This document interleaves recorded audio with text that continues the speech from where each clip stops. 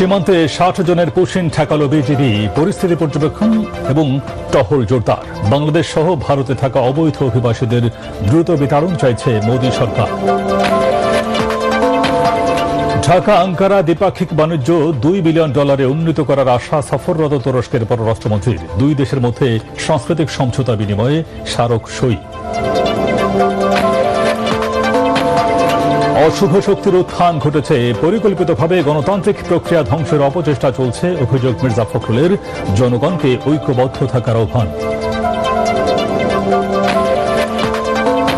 বৈদেশিক কর্মসংস্থান খাতে বাজেটের অন্তত 1% বরাদ্দ চান বিশ্লেষকরা। প্রশিক্ষণ ও আবাসন সহায়তায় নতুন উদ্যোগ নেওয়া হচ্ছে বললেন প্রবাসী কল্যাণ প্রতিমন্ত্রী।